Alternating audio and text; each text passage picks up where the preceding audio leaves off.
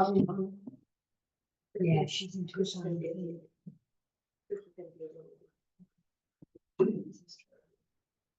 He may be showing up. He, 20 minutes ago. Okay. he said it was like. Whose truck is that? I thought that was his truck. Oh, I don't know. No? That's what I get for thinking. Hi. So they had a short people convention. I For couldn't get people my, that don't want to be close to the table. I couldn't get my knees on her. Do. 6 o'clock. We didn't do Oh, No, April just make a motion 8th, on that's session right. meeting. Yeah, sorry. I need that. We're calling it. Yep. All right, it is 1800. We will go ahead and call this meeting to order. And we'll start with roll call. Julie Saul. Stephanie Bolsley. Robin Michael. Kissel. Go ahead, Robin, sorry. Sorry, Robin Kissel. I just thought, you know. And we do have one that should be showing up shortly here. At this time, do we have anybody that needs to address any conflicts of interest No. going forward? Nope. No. No. Thank you, Robin. All right, and we'll get into this. I'll read this. Public input. So public input is going to be limited to 20 minutes, 5 minutes per speaker. Please state your name and address before speaking. In the event any individual or organization would like an item on the agenda for board consideration, please contact staff the Thursday before the meeting. The president will ask for public comment on specific items that appear on the agenda after board discussion, staff input, and before board action. In general, response to questions regarding the agenda items can be more effectively answered if provided in advance to staff via the district manager. And so first I'll ask for an approval of the agenda. This is. Or are there any corrections to the current agenda for tonight? None that I saw. Robin? None that I saw either. Okay. This is Stephanie. Make a motion to approve the agenda. This is Julie, I second. All those in favor? I. Aye. No opposed. Chris isn't here, so we'll, again, should be showing up. Approval of the minutes and department reports. And first we'll go for the approval of the previous minutes. And got a chance to look at that? Yeah, this is Julie. I approve or make a motion to approve the minutes of Forest Lakes March 11th meeting. Oh, we skipped general public input, didn't we? There wasn't any? Oh, so I read We the did statement and then jumped right We into did the that. approval. I'm Sorry. rolling down the sheet here. Sorry about that. Okay. I was thinking it was after the minutes anyway. Okay, go ahead. All right, so at this time, we're going to do public input on what am I trying to say? Agenda. Non-agenda items. Thank you.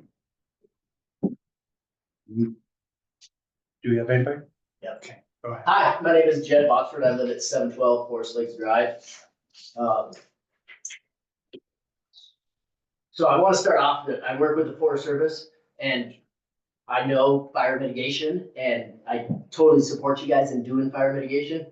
I've worked in recreation management for 24 years and I also understand the not in my backyard kind of thing where I've had a bathroom that's on the edge of national forest and the landowner, this private property is, complains about the smell of the bathroom. So I know,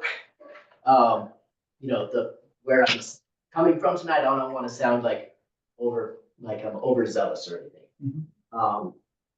So I got home last night and 7 trees behind my backyard were marked for removal for mitigation. And that's understandable because you guys are mitigating on your property. what I'm sure about though is, and it does seem a little bit, so that piece of Metro District property has already been mitigated about 7 years ago, maybe even a little bit longer. The next, 3 pieces of property going up the service road. So we live right above the parking area right over there. And the next 3 pieces, there's maybe 1 or 2 pieces of, flagging on trees to be removed. So there's just, they're dog thick sections. And so I'm coming tonight to try to find out. What do you mean by that, what did you say, dog thick? Dog thick, yeah, really tight trees. Okay, all right. They're spindly and they Okay. lean on each other and as Thank you. opposed to larger trees and spaced out. Okay, And so, just trying to find out if this area has already been mitigated and this area hasn't, but there's hardly any trees for removal, what the thought process was. And if Metro District funds are gonna be mitigating someplace that's already mitigated, why isn't it being mitigated where it really is dog thick already? There was about 24 trees on that section over there marked. So there's more down there that you may just not see, but the guy that did it, the guy that marked it was, I mean, that's what he does for a living too, is I didn't go out and pick him, I promise you, because I don't know anything about it. Yeah. Yeah, he went out and marked them and did he was the one that prepared the site and what trees should be removed and what trees shouldn't be removed. Some were based on diseases, is what he was saying. Some were based on, there was younger growth here, trying to let the older growth or newer growth come through. And those area right there, that's the extent of our property. So we can't go any further past our property because Right. the rest of it's counties and it's just a defensible space between the highway or the county road down here and the district. And we're also looking over here too. It was wildfire adaptive partnerships that actually came out and marked the trees. Because we're actually going for their 80-20 grant, or they'll cover up to 80% of the cost of the fire mitigation. I've done plenty of those grants working for the Forest Service. I know exactly what you're talking about. And fully support you for doing it. It just seems like there's a lot of pig flagging closer to the county road and less as you move up the service road towards the gray house and the piece of property that's being developed right now. Like there's hardly any trees marked in there and that's where it's thickest. And so Are you talking about brush, the underbrush out there? no, it's just Okay. the Yeah, bigger trees. ponderosa. I mean, many of them are in there, 12 inches and less in DBH. And the ones over closer to the highway are greater than, 15 inches in DBH. And so it just seems a little bit like if Metro District funds are being used and grant funds are being used, you'd want to spend it in the most efficient way. So if there's any chance to have that person to go back out and look at the thicker stuff, I'd be very happy about that. I know that the 3 neighbors to the west of me would be happy about that also. When you say Forest Lakes Drive, this is a service road? Yeah. It's the first left as you take off the service road and it comes back. Yeah, and it goes to cul-de-sac. There's, It goes through to the super steep hill that Yeah. climbs to Mesa. okay, all right. Right. I'm just trying to get my bearings of where you're talking. Oh, Okay. good. Works. So Is the this- properties he's talking about are the ones that are from that road to the service road here. Our little chunk of land that we own right there at the entrance. Are they currently flagging more areas throughout the district? Or are they pretty much done flagging? Or It's just the defensible in the front. is this an opportunity where they could, like, maybe even touch base with them or? If somebody would like to come out, I'd be happy to, show you exactly what I'm talking about. We can reach out to WAP They're, and see if they'll come back out and. Just an opportunity? Thursday morning, I'm around, from 8 until roughly 9, and then I'll be back after 10:30 until 12:30 or so.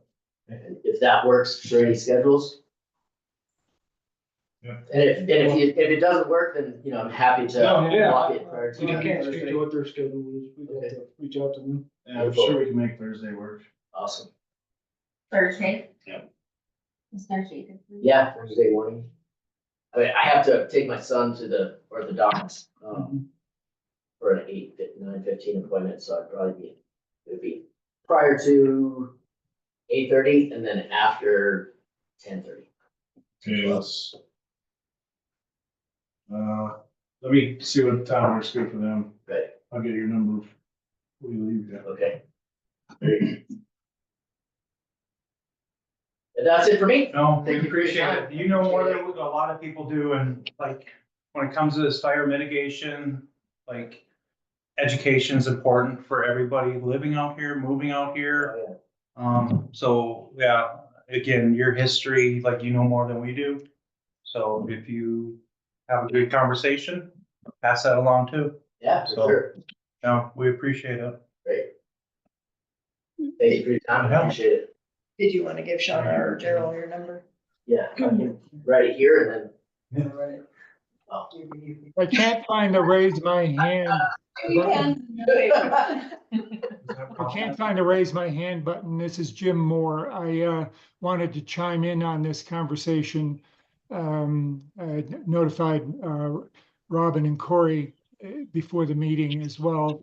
I'm Jed's next door neighbor, and I actually would love to flag about 4 or 5 more small, scraggly, kind of useless trees that probably ought to go. They're, you know, the size of my upper arm or smaller and crooked and blunted on the top and so forth. So if there's a way to chime in on the discussion about taking a second look, I'd be happy to flag them temporarily if that would be helpful. This is Kerry Newman. Jed, I'd be happy to join you on this inventory. Oh, And I'm flexible like Jim. So just to disclose to everybody, Carrie and I both work in the Forest Service. Or well, Carrie has retired from the Forest Service, but I worked with him for many years. And he lives just around the corner from me on the opposite side. Everybody's neighbors. Exactly. So So she has your number, and then you'll pass the message on kind of time and place to them. I can do that. Okay. I'm comfortable with that. Yeah. And we're just looking at Forest Lakes property for mitigation, right? Easement, Okay. Correct. Worsley. Easement or actual ownership? Well, Actual It- owner. we may be also looking at county right away on 501, perhaps. Yeah, we stayed away from that. Yeah. We shouldn't take control of that. Yeah, Okay. we're not looking at doing county right away at this time. All right. Anybody else want to add to that, or anybody else with their hand up wanting to discuss something for public comment? Yeah, hi, Patrick Youngke, 986 Alpine Forest. I see that almost all La Plata County is now in level 2 severe drought. And I'm just wondering, being new to the area, at what point does Forest Lake start implementing any watering restrictions? Is it based on the drought level, or is it based on water level in the wells? And in particular, we're expecting to move some dirt around on the property this spring. Do they ever put restrictions in place on using machinery as part of restrictions on activities, or how does that work? I'm just curious. You know, I was looking for historical records and I didn't really see anything on the website. Oh, Patrick, to be completely honest, since I've taken over, I don't think I've seen a drought management plan. And my water ORC's telling me I don't think we have one. Typically, if they're moving up the list of, water rights on the Pine River, that's when we'll take notice of our potential for having to engage with our storage water up in Vicedo. We don't get into it very often, but with people potentially watering a lot this year, the Division of Natural Resources, Warren Gabbard, is our person, will likely let us know of anything of that nature. I report to him our production well numbers each month. Of course, if they go up a lot, he's going to say something about how we're closing in on our end of our water right and starting into an augmentation water right. So that's about as good as I can give you. Okay, yeah, I mean, any heads up that we can get would be great, because we're also thinking about planting some new trees, and we wouldn't want to do that if all watering might be suspended at some point in this year.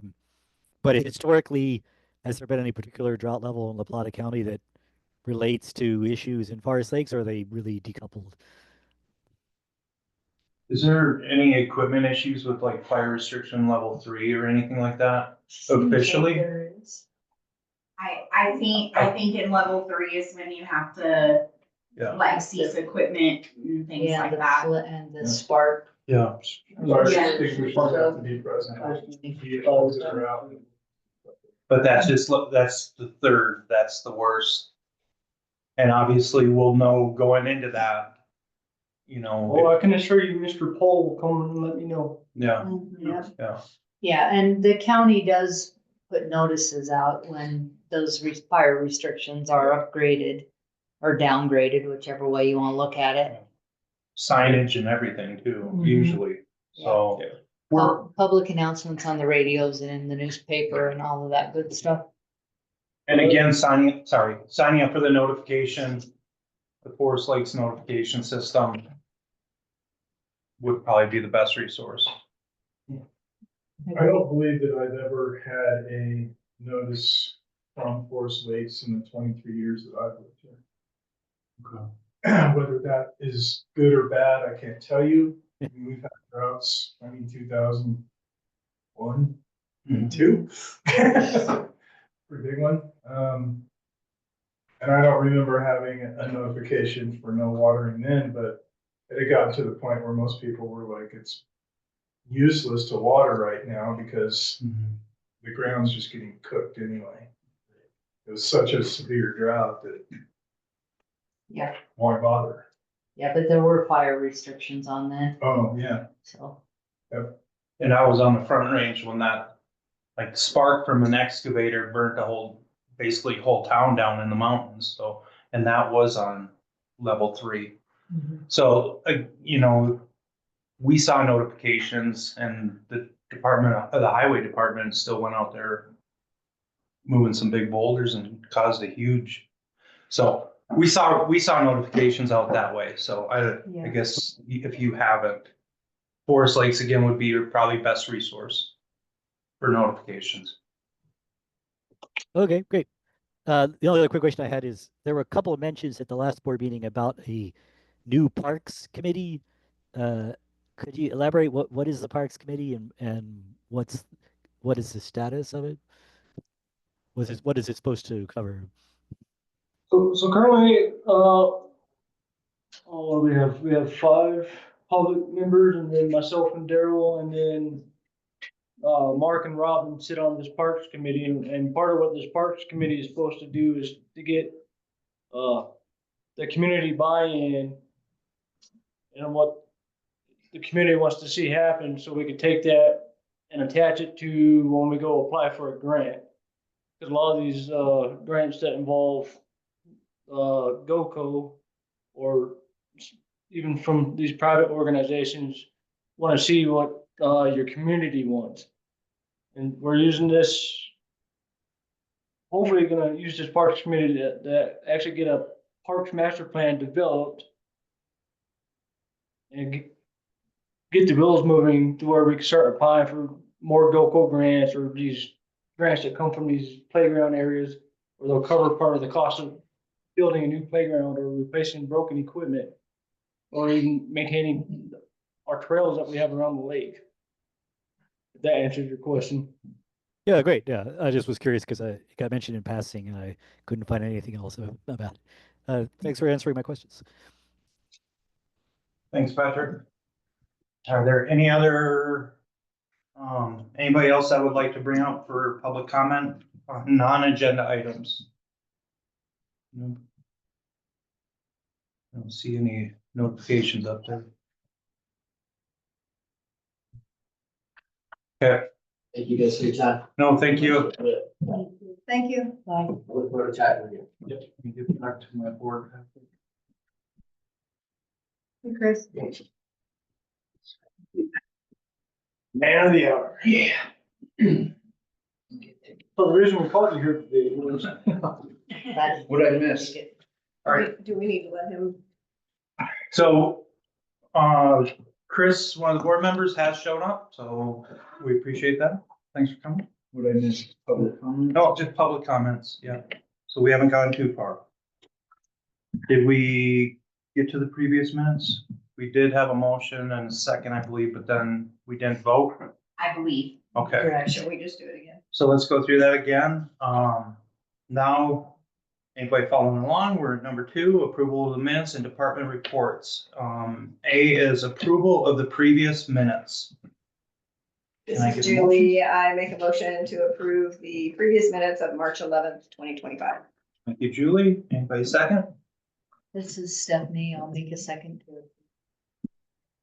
Thank you, Stephanie. All those in favor? Aye. Aye. Thanks, Robin. So that approves the previous minutes. And now we will go to the director's report, manager's report. Okay, Clear Networks is getting ready to, start installing broadband here in Forest Lakes.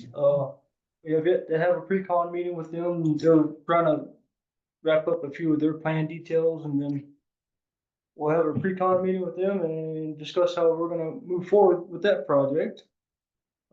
Crashing Mountain project is kicked off. Daryl attended their pre-con meeting on Monday. One of the things I would like to note, they're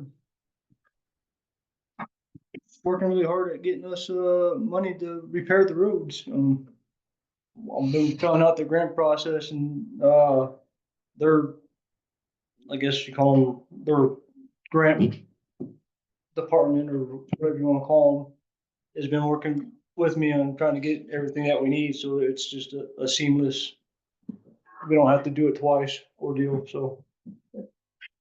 And then, Shauna, Barb, and myself have been, organizing this place now that we've got everything moved around, and,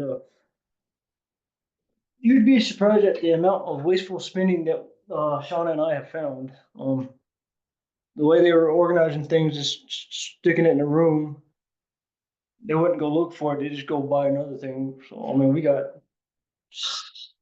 thousands of rubber bands and folders that weren't needed because they didn't know they had it.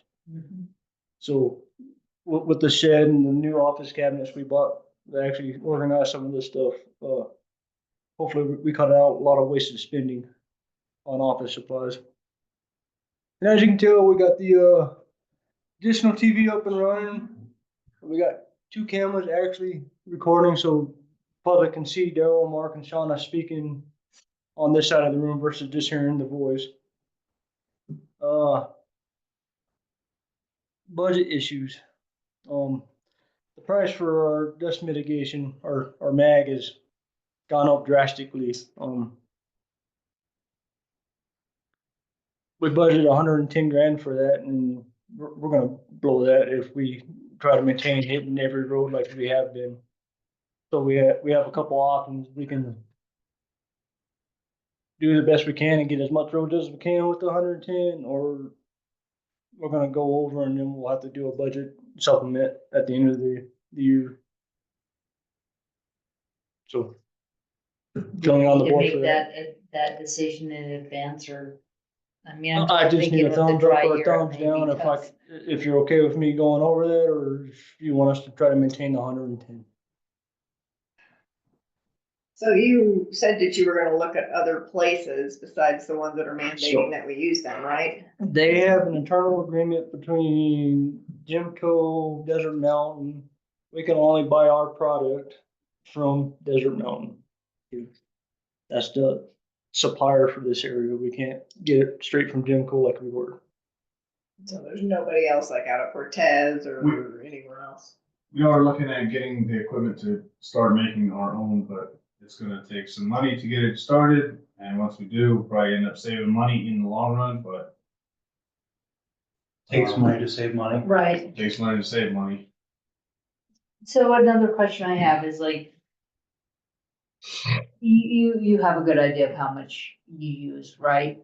I mean, how much extra do we think we might have to go over budget if we were trying to maintain the roads as you've been doing?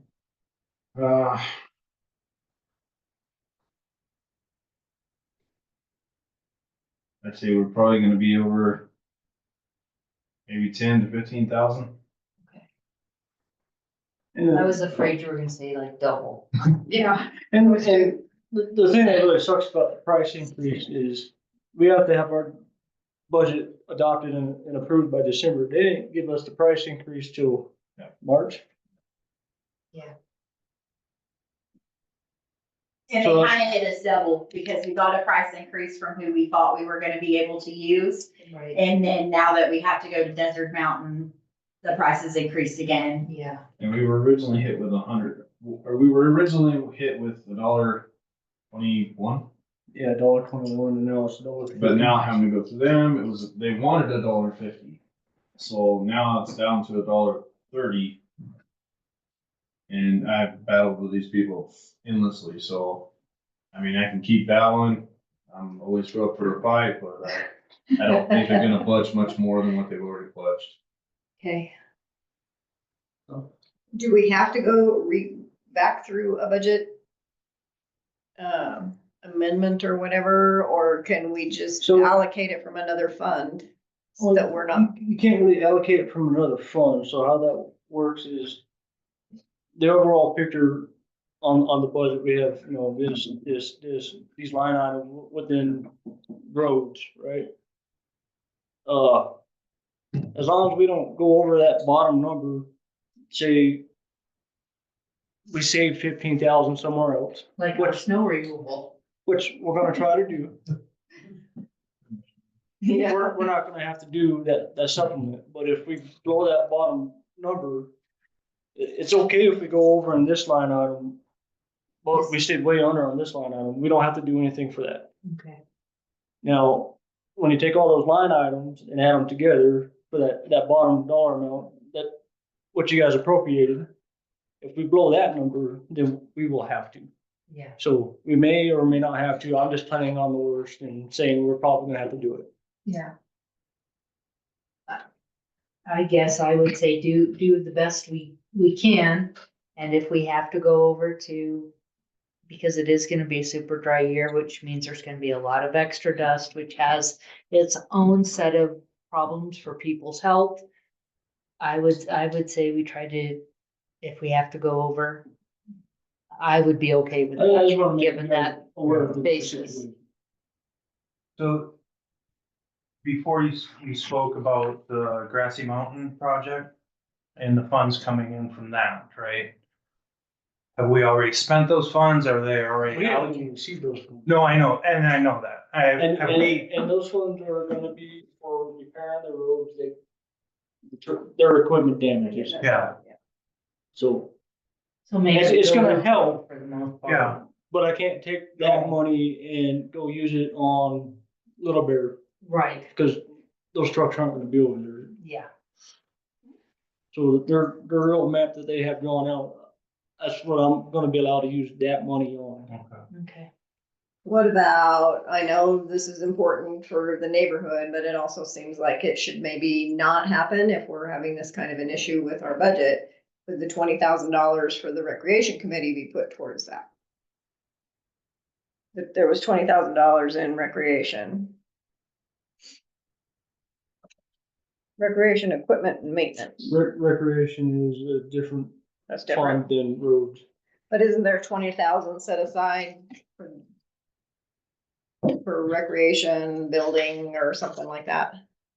We The had, capital project. we had Yeah. 50,000 set aside out of capital funds to potentially address the community center, Yeah, so why couldn't we use that? because that's not related to roads. That's a whole different. We can't take, funds set aside for capital improvement projects, pull it out of capital improvements and then throw it into, operating expenses. That'll give us a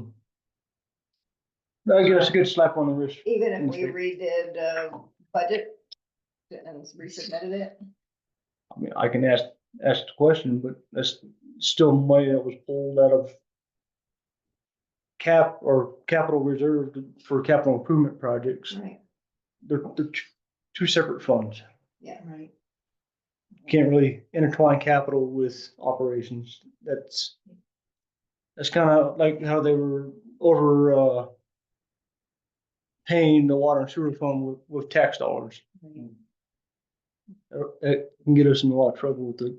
Yeah, I was just State. wondering if, we had to do an amendment or whatever you do with the budget, to resubmit it to them without that capital improvement money to put it into roads. We're not resubmitting the entire budget. The only thing you would be submitting to the state would be the resolution, amending the appropriation for the year. So do we have any underage, I don't know if that's quite the right phrase, from our snow removal? I know it doesn't be. I know for we the didn't whole spend a budget. whole lot in fuel this year. Yeah, I mean, and we could get hit at the end of the year, but I mean, Saved on overtime too, so. yeah. I don't know. I've already said what I thought would be okay, so I don't need to I keep mean, yeah. beating that dead horse. It's okay. I get what you're trying to do, but you can't take capital money and throw it into operations. They're two separate. So I'm of the. And that's part of the reason why in the Colorado Trust, that we started taking what we're transferring out of the bank and putting it into, I forget the name of the title, operating funds, I believe is what it's called. Versus just throwing it all into capital. Yeah. Yeah, I mean, if there's anywhere we can adjust what we use it for, and, I mean, we're gonna have to go over, obviously. So, Which brings us to the next budget issue. When Mark and I sat down and were doing the water budget, I don't know where our hiccup was in our giddy up, but, we way unbudgeted the, operating supplies for the water fund. by how much? Well, it's already gone. Huh? By what? It's We're already gone. already, I believe, 135% is what it said on the sheet. yeah, I believe we're already about 13,000 over, operating supplies. So And what does that consist of? water meters, barrels. Meter pits, Okay. Meters, All right, repair couplings. So and not because of new services, it's. Well, maintenance some of and it's stuff. for new services and some of it's for. Okay, So honestly, I think what we need to do, next year, so we avoid this is for like the meter replacement program, we need to classify that as a capital improvement project and then set 5-10 grand aside for buying new meters to replace the ones that are failing, and then add a few more dollars into the operating supplies for the expected meters that we're gonna be installing for new customers. yeah. So what's the recommendation? We're gonna pinch pennies. Go over only on things that we absolutely have to, and we're gonna have to do a budget appropriation or supplement for the water fund. And do we know if some of these materials would be affected by the tariff things that are happening? Some of our couplings come out of Israel. That affects things. Well, it looks like they might be okay. I mean, I'm just thinking that like, this, would it be I better? can't that- say, Mark and I sat down for almost a week straight, trying to decipher the old budget format and like, okay, let's go here, let's add this year, and we thought 34,000 would be plenty for. Yeah. Cause we also got quite a bit left in, repair and maintenance. The general cost of things and the availability of things has changed. It still continues to change since COVID, it seems like. As I mentioned in my report, we're still having issues with supply chain stuff. And being able to get these items, Mhm. for instance, if we thought we were gonna have close to 15 new water taps so far. Right now, I think there's 3 people that have paid for them. Mhm. But when you have to plan for something like that, Yeah, we were out of pits last year. We were down to 2 meters that we had to scrounge around and cobble together. So if somebody's meter blew up, we're using a cranking meter in there. yeah. So, the meter order this year was $22,000 or 22 or 25 for 66 meters. Yeah, okay. So, it's just, it's hard to know when you look at the old budget and it looked like that was fine And that's and it also wasn't quite fine. part of the Yeah. reason why we're going to this asset management program is it's when they take a meter and put it on a work order, it automatically deducts it out of the inventory list. Right. So we have an actual updated inventory sheet versus the Excel spreadsheet. We're looking at it, okay, we got 30 meters. Well, apparently we didn't have 30 meters. So with this, we will just need to At the end do of a the year. supplemental budget at the end of the year. Before you adopt a new budget. And this, I think it all ties back to the first issue too, like, that wasn't your fault with the road chemicals or anything like that, like, this stuff happens and unfortunately, like, that happened late. Yep. I don't know if it's, the numbers are proving it, but I'm seeing a lot more lot developments, like, are you seeing that as well as far as your equipment goes, these meters and everything else, that's, We're seeing more lot development. We have people coming in the office, hey, what do I gotta do to Yeah. get this and that? Yeah. And then we'll write it down, hey, we got this coming down the pipeline, yeah. trying to stay ahead of running out of things. And then people are waiting on us while we're trying to wait on Israel to ship us a clamp. Yeah. And that's, I mean, I haven't been here long, but like in this last fall and now, like I'm seeing lots develop like all over the place, like empty lots that are now building sites, like, and you can't always plan for that, Well, when you gotta unfortunately. keep in mind too, Durango's built out. Durango can't built up anymore. You can see all the new construction and stuff that's happening in Bayfield. So, I mean, the construction's coming this way. Right. And Yeah. And this will be a South and good east are the example only of ways. how the budget for next, I mean, Right. next time, like, I we're mean, gonna know. And pretty sure I said it we're probably gonna go over on some things and go under on a few things, cause I mean, you saw the last Right. budget, we didn't know what was being spent on what. Yeah, this is a And I budget year. spent the better part of 4 months going through Casella. Okay. So before we get too far beyond the whole mag price thing, do we need to, all of us give you what our views on that are? I kinda already got it, but you can if you like. Well, I mean, I don't know that Chris said what his thoughts were clearly, or Robin.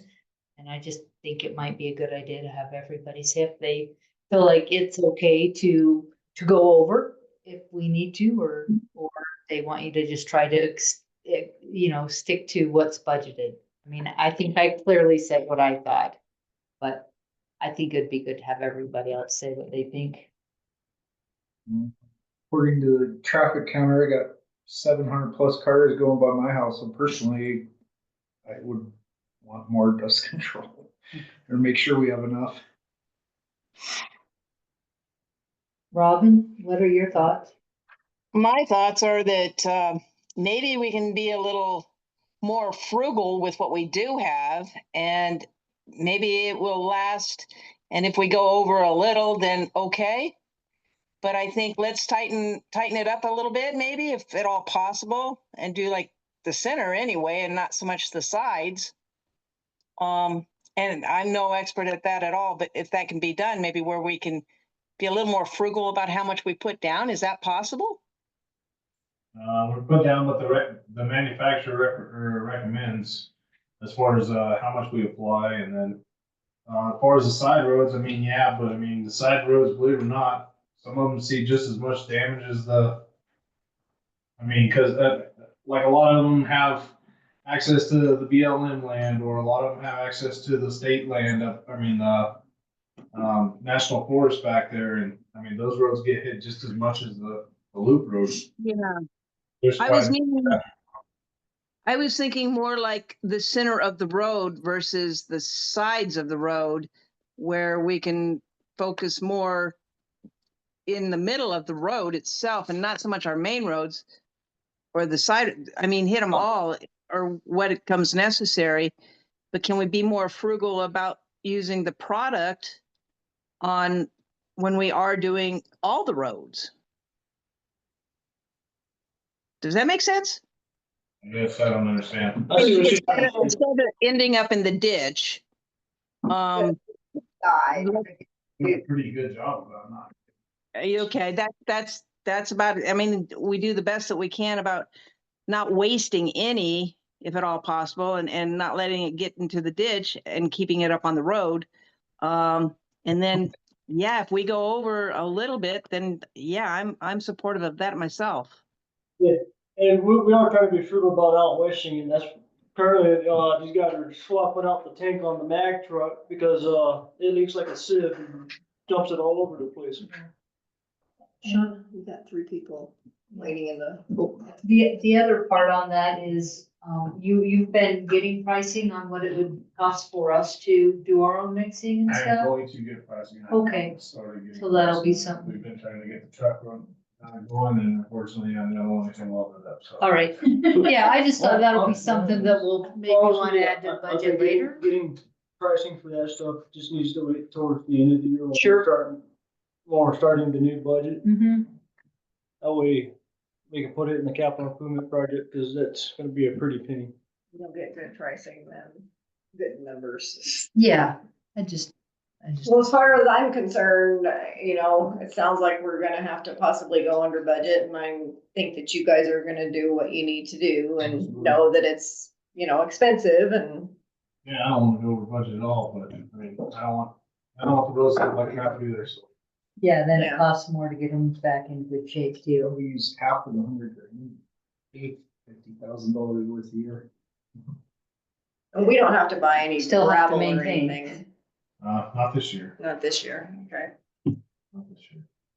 Okay. And everybody's trained up pretty good on, making sure that they don't drop too much and all that stuff. 2 weeks ago, we went through, or 3 weeks ago, we went through and, I got in the grader and got with them and showed them some techniques, and yeah. I think they're doing a lot better job on the roads. Yeah, okay, They're doing a great job. kinda is Well, what we it can is. do roads, and now we're working on other stuff. Yeah. Sorry, we took you down a rabbit hole. No. Back to you. Michael, did you have anything? Oh, I was gonna make a joke, but it would show up on Facebook pretty quick. Yeah, don't do that. I mean, we could always look at pricing paving, so. Anybody else have a comment? Just trying to rattle. Corey, go ahead. The last thing, I'll touch on my report is, money in the bank. So, I believe we decided I'll just report what was on the statement for the end of the previous month. Mhm.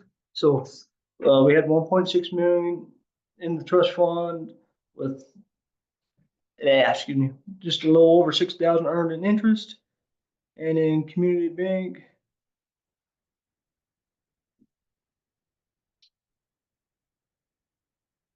we have 293,633 of that, and we transferred 421.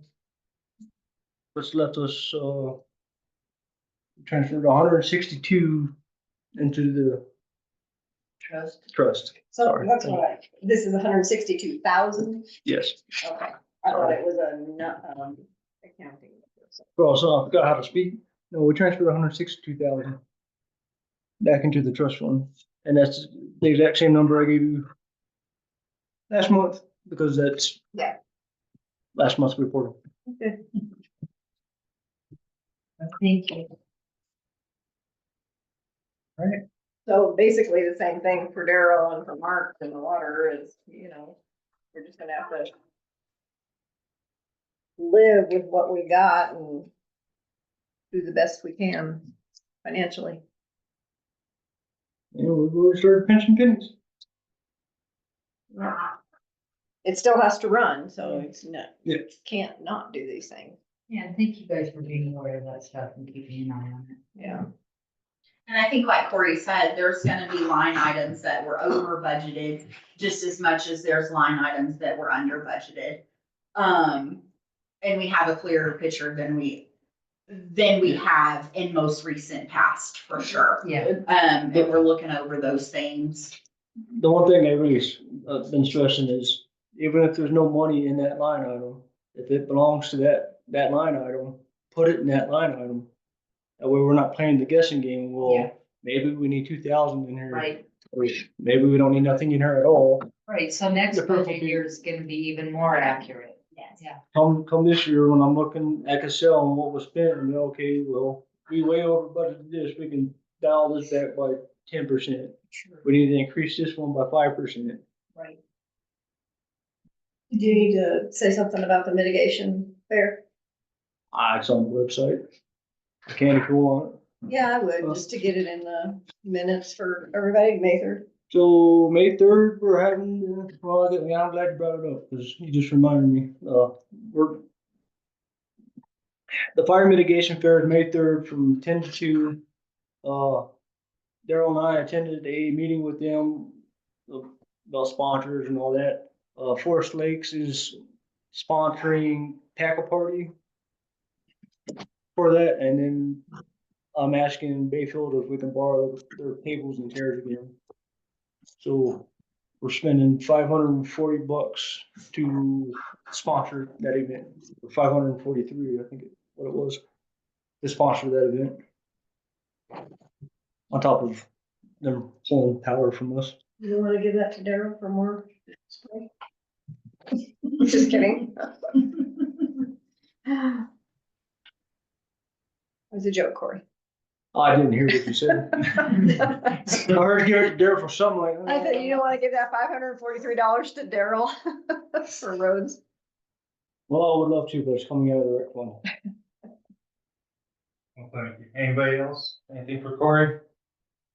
All right, so we'll go to Director of Admin, Shauna. All right, so this month we canceled all cell phone service besides one cell phone that FLMD has. That is the on-call number. Daryl and Mark no longer have FLMD cell phones. They have a desk phone. It actually works out really great. We can now transfer calls directly to them when we get a call here in the office versus saying, write this number down, like giving a whole spill. I think that people just assumed that Daryl and Mark worked in this office, and it was odd to them that we say, well, we can't transfer your phone call. You have to call them directly. So that's working out. The disadvantage to that is, unbeknownst to us, when we ported that landline number of the 2111 number that everybody's known for years, that interrupted internet service that runs SCADA. So we have got that established again. The problem is it's still not operating SCADA the way that it needs to operate SCADA. So it's been lots of hours on the phone and frustration with CenturyLink trying to get that solved. On the 2nd, we upgraded service for faster internet. And we're waiting for a tech to come out and do that. We have not even been scheduled for that. They were supposed to yet. schedule us within the first 48 hours, and we have not heard back from them yet. Yeah, So, I think it's been frustrating for me, and I know it's been frustrating for Mark and the water department. I just get to make the phone calls. I think Mark and the water department are dealing with it. They don't just get to leave it when they shut the door at 4:30. So it's definitely, we've got to get it figured out. We certified the ballot and the ballot language. We begin preparing the ballot packets. We made a page on the website designated for the election. It'll stay there at the top of that red banner until we're done. We posted candidates' bio on the website.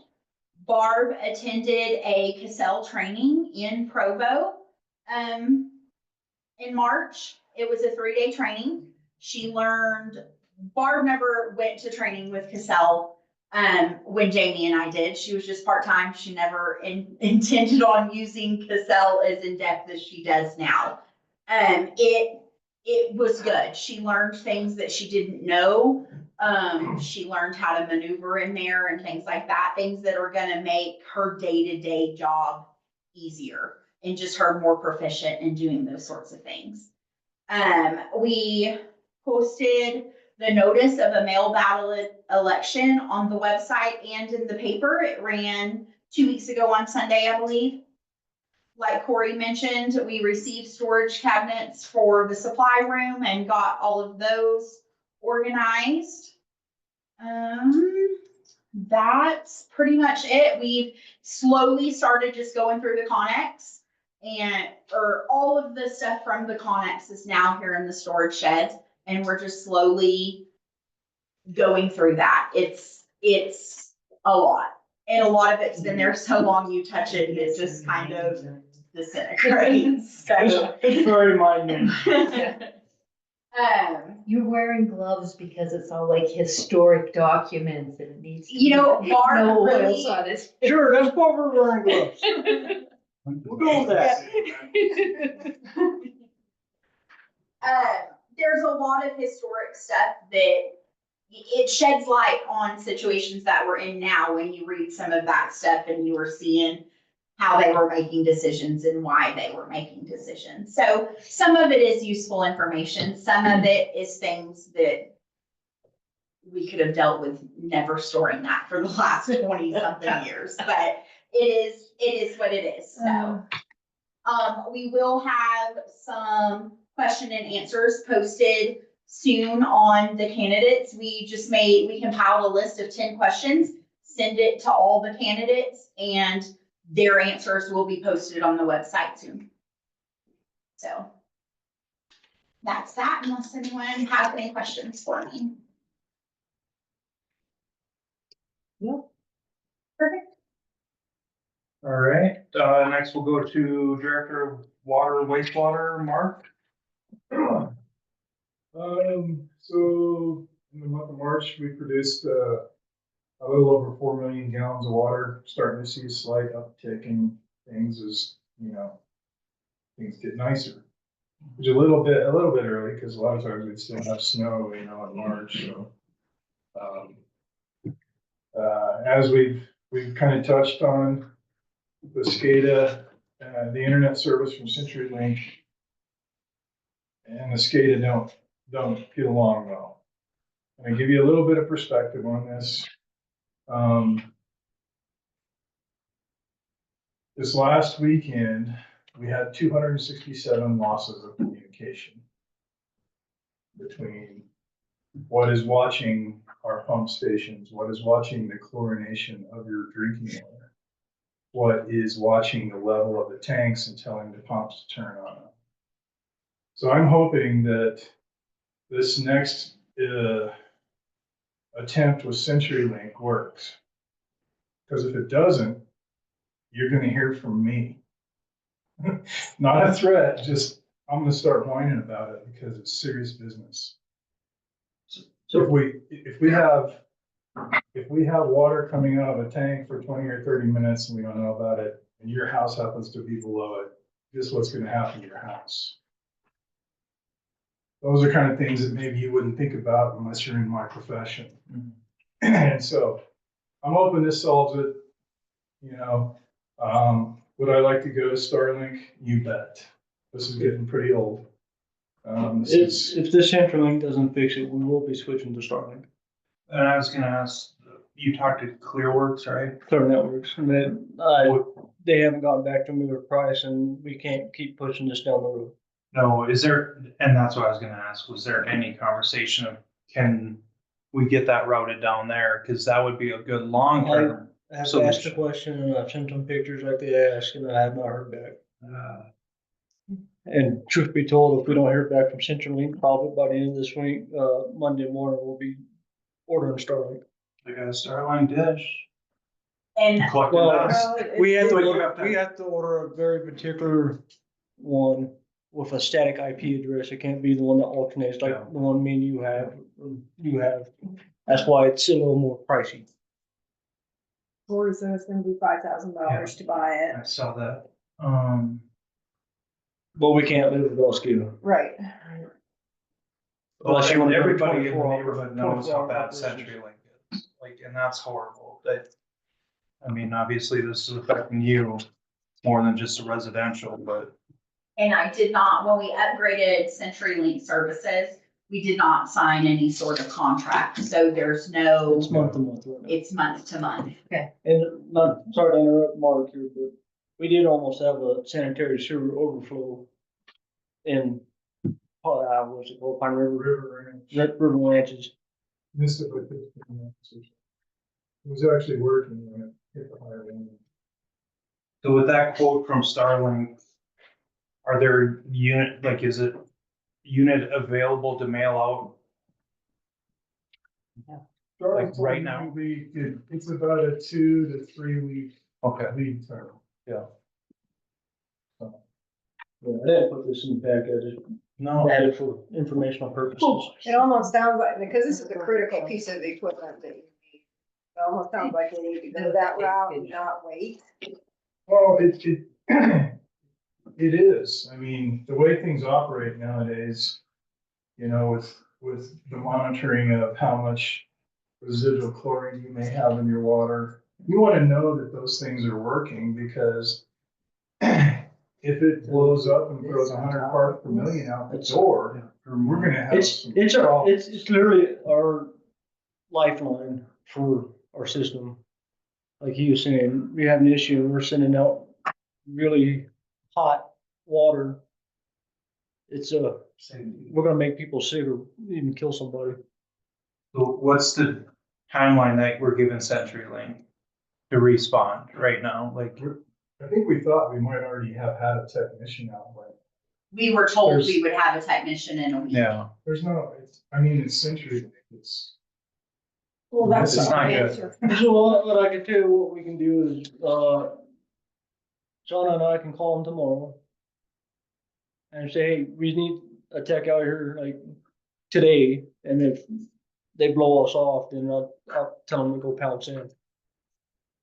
I don't know how you feel, Robin, and we can discuss this at the table, but I feel like after tomorrow, we place an order. Because, yeah, this is community safety, this is obviously, like, how many alarms did you have go off? 257? Those weren't alarms. That's loss of communication. Lost, Yeah. it doesn't know what's happening. Yeah. It's reaching out there, trying to get its data, and nothing's coming back That was over a weekend. over a weekend. Yeah, and you're having to deal with all that off And- hours. And it's unnerving for an operator to not be able to, get in and see what's happening if you are indeed get the alarm. That's the other thing. You know, with our phones now, we can respond pretty quickly. Oh, we can shut that plant down if something's going haywire, and then come in and deal with it.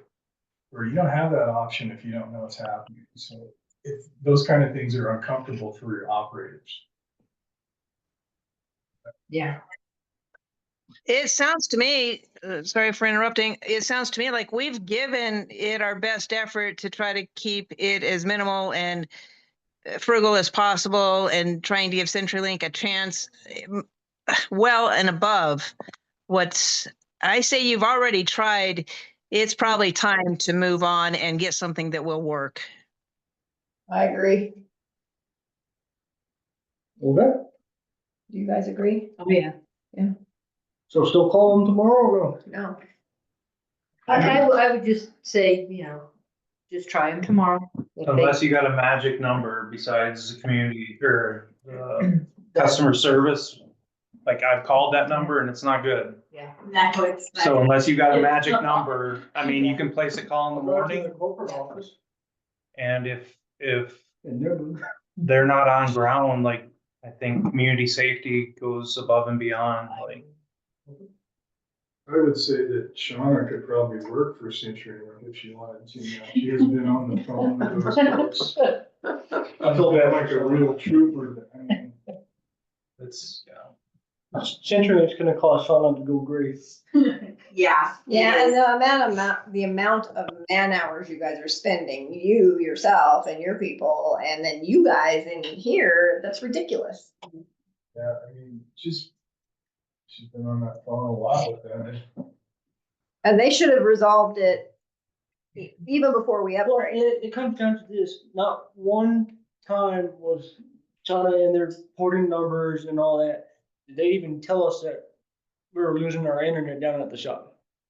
Never, not one time did they say that. Now, That's how crappy their customer service is. the problem with SCADA was happening even before the number was ported and that happened. The situation with SCADA was happening.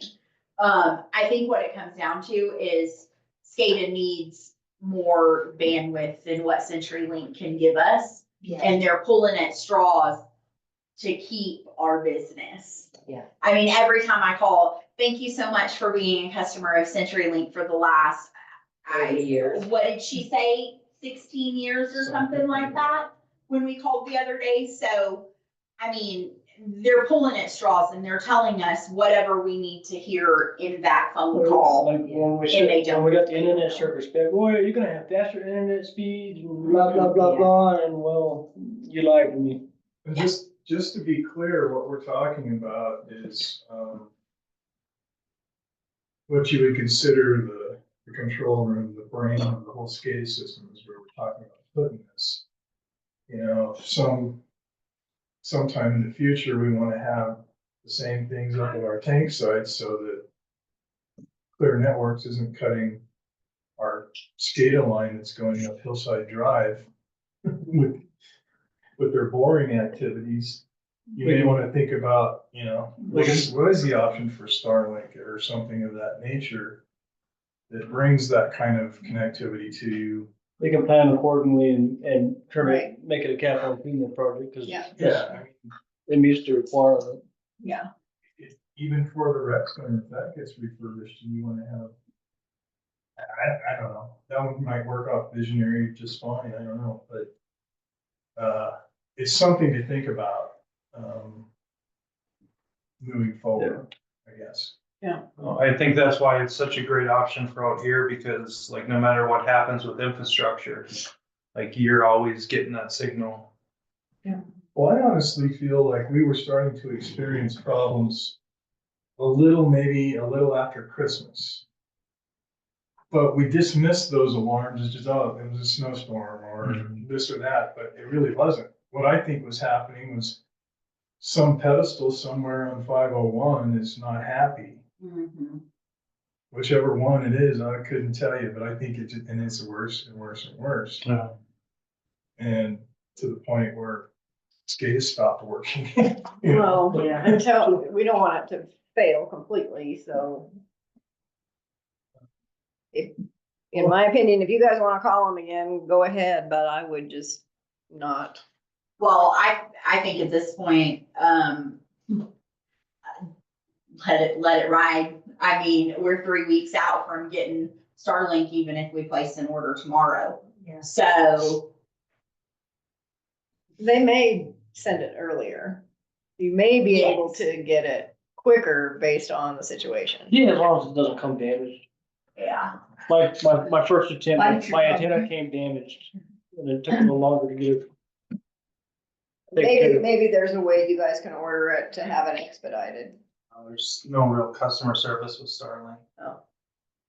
You send a message and they'll get back to you, but it is one of those things, like, I think reliability kind of trumps, like, Well, Wait on we'll CenturyLink. call CenturyLink first thing in the morning and see what they say. Don't stay And on if- hold for more than 15. Mm-mm. That's all I know. No, I might even tell her that. They said, let me put you on hold, to tell her to hang up, because I'm honestly done with this. Okay, And then we'll go from there. Mark, thanks for bringing that up Uh, and giving us a clear breakdown of the issues that related to it. That's why I didn't touch to it on my report.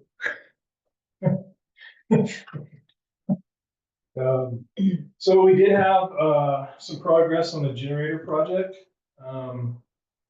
It is now in the standby position, and actually will power the shop. It will power our well fields and our lift station. But unfortunately, there was some sort of problem with the transformer in the automatic transfer switch box over at well one. And so it smoked a transformer over there during testing. And so we still don't have the capability to run the water treatment plant because we have monitoring and stuff over there that has to be in place while we run that. The chlorine residual stuff again, pressure spikes and such over there. And so that hopefully, Alan from AJ Electric, he's been thinking about it and he has a plan he wants to try. Said he would be back this week. I haven't heard from him yet. And if that's the case, then unfortunately I may not be around for it because I'm going to have surgery on Thursday, my hip replacement. So I'm gonna be out for a while. But it runs, and the technician, there's still a few items that need to be put on the generator itself. Apparently we spec'd some stuff, or Sound Engineering had spec'd a fill box for it that they didn't have shipped with it. It still needs to be put on it. But it started, I haven't even got to hear it run. Daryl's got to hear it run. He says it's nice and quiet, which is probably a good thing. But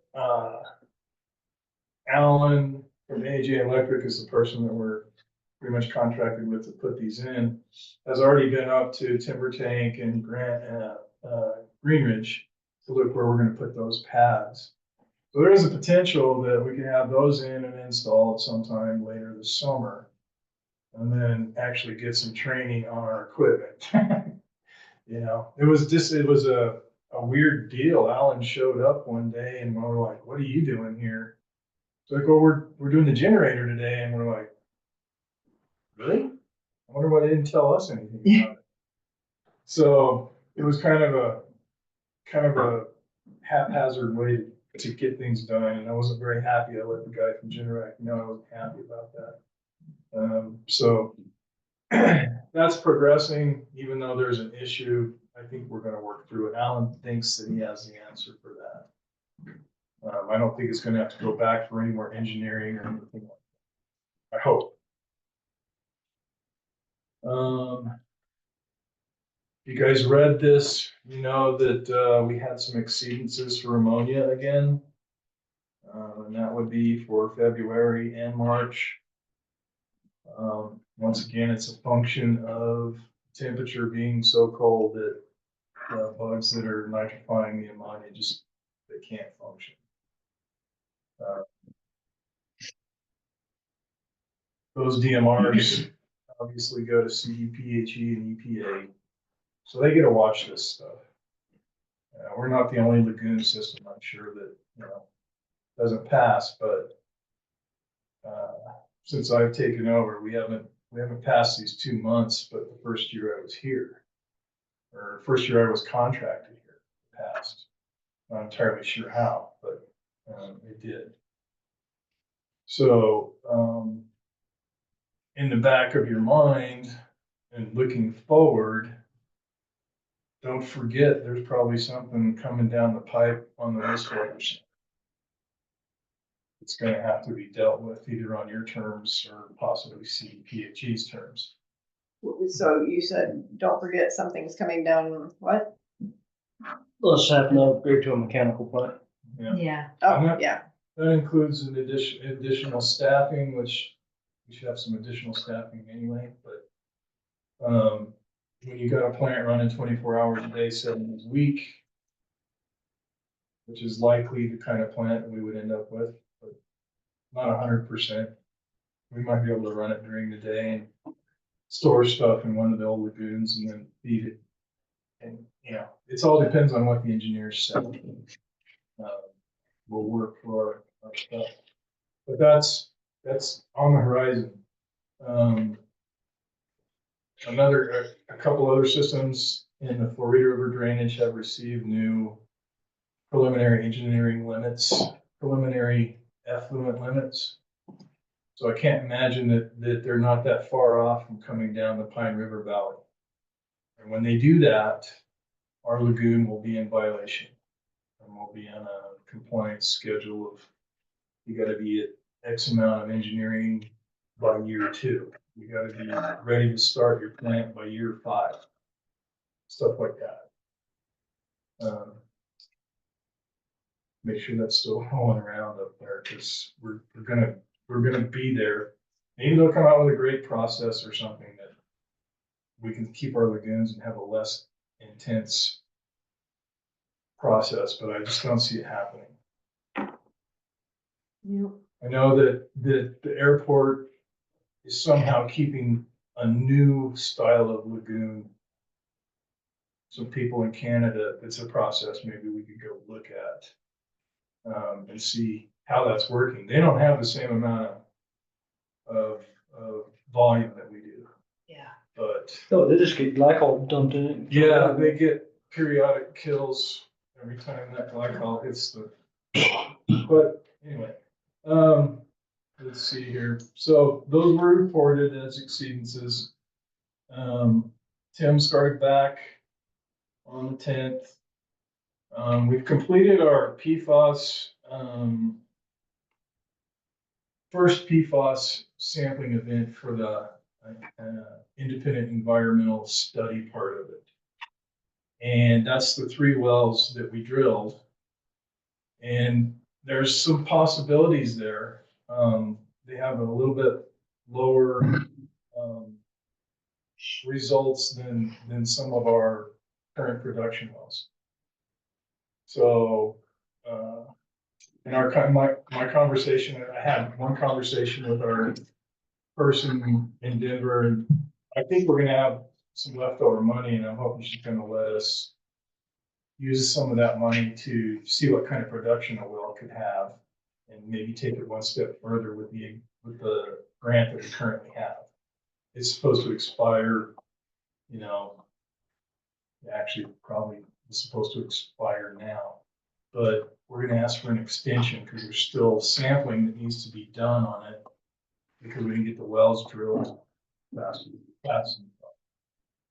And then we repaired 1 leak on Pinewood last month, so that's one that he found actually. So driving around finding leaks. No. That's all I got. Do all of our wells have PFAS? So you have, what's called the MCL, maximum contaminant level. And then you also have a range below that that becomes a trigger level based on some calculations and math and stuff like that. And then you have below that kind of a, we don't really care too much about it kind of thing. And that's not unusual for the way that they do limits on contaminants. You operate below that MCL most of the time, you're okay. You know, this is what they say you can ingest over your lifetime, drinking 4 gallons of water a day or something like that. And it might hurt you. But from a real standpoint, treatment would be way more expensive than if we could just find some wells. You know, in our sampling wells, the 3 private wells that are above our wastewater system up there, very light and not nearly as many detections. So as we get down closer to, okay, I'm not going to say it, but some potential testing activities, things change a little bit. So the contamination, we'd never be able to tell where it came from based on the limited amount of sampling. We'd have to poke so many holes in the ground to figure that out. If we have some promise, hopefully we can use some of that money to run that down a little better, which would be good for me to know. I mean, I'm drinking water too, so. But 2 of the 3 came in low numbers, Lower numbers, yeah. which is good. Yeah, I mean, it's one data point. Yep. I want to get 2 more is what our plan called for. Yeah. And I'm hoping they'll just let me carry on through with it. So hopefully more later. Good. And you've got good coverage while you're out with Tim and your new person, Corey. Yeah, Daryl's gonna let me borrow one person for maybe a tap while I'm gone. Bring him some. Hey, have a question here, Todd Jones, Deer Ridge. How does the potential cost of upgrading the system affect those who don't have? Right? I mean, we've got our own septic over here on the west side. So I mean, where do the costs lie? Are they across the board?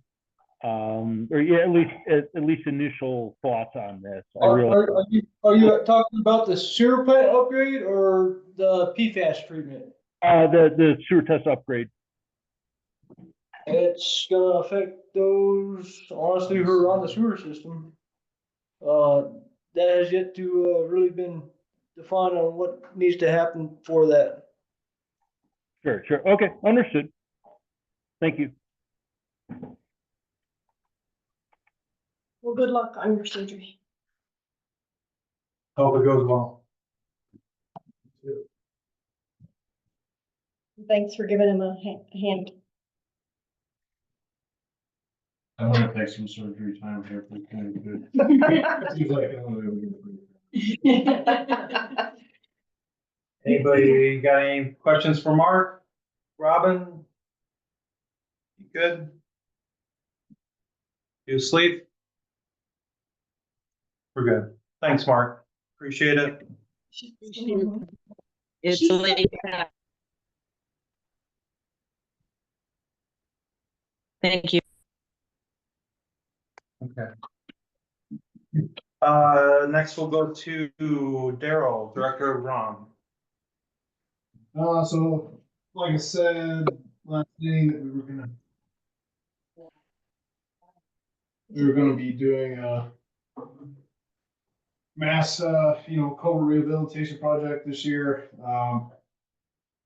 We started going into just finding going with some of the ones that we already knew were bad, and we were just gonna go ahead and replace them. But then on second thought, let's get a total scope of everything and see where we're going from there. So we're still in the inspection process of it. We do have one of those culverts we'll have to change pretty soon because of the logging operations that are going on with grassy mountains.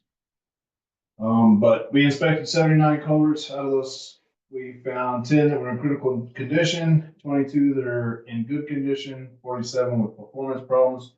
Performance problems can be anything from blocked outlets to blocked inlets, or potential rusting, or anything like that. And that's only half the mountain, not even half the mountain. So yeah, we still got a lot more culverts. We had way more than what we potentially thought we had. And they're the really big culverts, right? Some of them are big. The one that we have to replace before the logging operations, yeah, it's a big one. And then most of ours are 24-inch. Most of them, I'd say the majority of them are actually 17 inch. But we have a few that are 24 inch to 48 inch. I think the only 48 inch we actually have is that one right there. So, yeah, none of them are bigger than 24. So, yeah, we got all that. We're still working on, and then we serviced a few items, continued normal slash. We rolled and smooth the dumpster area. We've had, this says 4, but even since this was done, we've had more deer. We've had quite a few deer coming up. I haven't seen any signs. We're out on the mountain pretty often. I've never seen any signs of any chronic waste disease. I'm a pretty avid hunter. I don't see any signs of that, but maybe we may have something else going on. It's kind of a unusual amount of deer that we're having coming up that people are calling about. So I did reach out to the Parks and Wildlife. I'm supposed to call him. So if you get one on your property, you see one on your property, let me know as fast as possible. So maybe we can get them out there and do some testing. Hopefully it's nothing. Yeah. We did have that one that was poisoned last year, or that they believe ingested something, Yeah. but. Okay. I wasn't even aware of that. Yeah, there was a picture on Facebook, and it was pretty obvious that it was a poison type of deal, like it ate something. Okay. Not the chronic waste and disease symptoms. Yeah, I haven't But- seen any of that. Yeah, Okay. No signs of somebody doing anything to them? No sounds of foul play. No. Hmm. No. CPW did say it needed to be a fresh Yeah. carcass before he can test, so Yeah. keep your eyes peeled, let Daryl know. Yeah, tell me when you see. But we still stay in the gazebos up at the park and at the lake. We sealed them. They were pretty dried out, so we went ahead and just threw a coat on there. Keep those from rotting out any faster. Up on the new TV here, as Corey stole from my report about Jimco. As I was reading this, I did look and see that what I told you was $1.30 a gallon. It's not $1.30 a gallon. It's $1.40 a gallon. Because they do a 5-cent fuel surcharge, so that 5 cents goes on to that $1.30 or $1.35. I'm sorry, yeah, with a 5-cent fuel surcharge. They equate to $1.40. So it's $1.40. Yeah, well, that's the price. All service trucks are in good order. Plow trucks, we're pretty much done with those for the season, I think. So we're gonna start pulling those out. Those are still in good order. One needs a new air compressor. Other than that, all of them are good except for 2 wings. All equipment is in good condition. We are repairing the mag truck right now. It's running, it's good. It's just we're putting a new poly tank that we budgeted for capital improvement. Yeah, putting that on right now. 0 accidents reported in March, and then we did 5.11 miles of road. And we applied 160 tons of gravel, yards of gravel. I changed it up from tons to yards. So we can stay current and fluent with what we have to give the state for audit reports. So, yeah. This will help me keep a better number.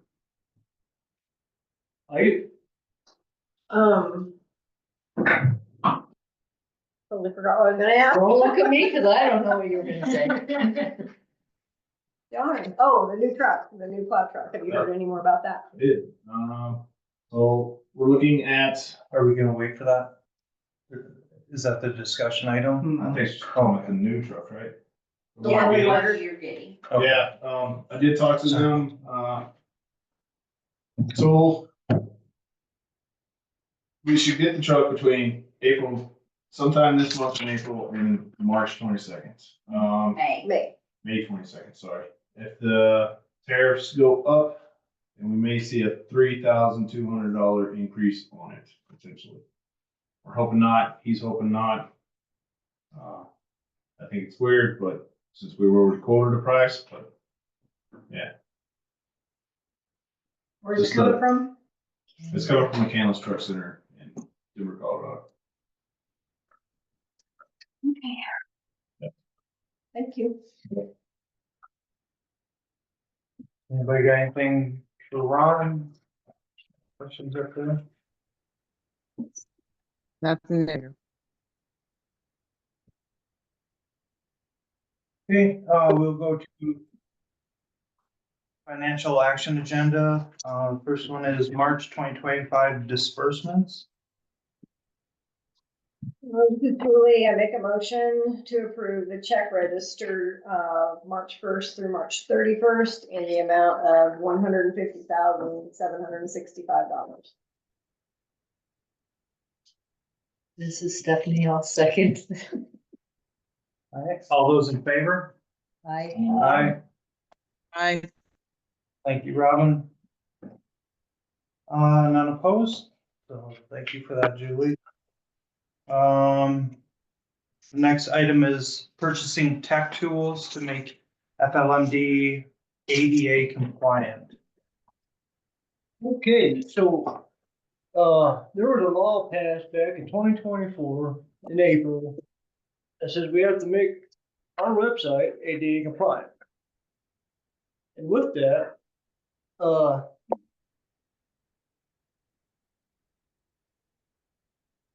Civic Plus is ADA compliant for those of us that have good eyes. It meets all the other requirements, but for the visually impaired. So, I was talking with Civic Plus, they have this program that's called Audio Eye. And what it's supposed to do is essentially add to the coding in the background and essentially turn it into Braille for software. So if they have, what is that, voiceover, or whatever it's called, If they or screen have reader? A screen reader. Screen reader, it can read the code of the website.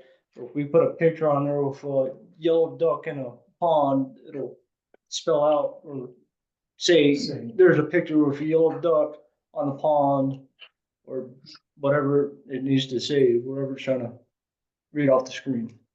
With that, we also have to purchase a plugin for Adobe Acrobat, Word, PowerPoint remediation tool software license.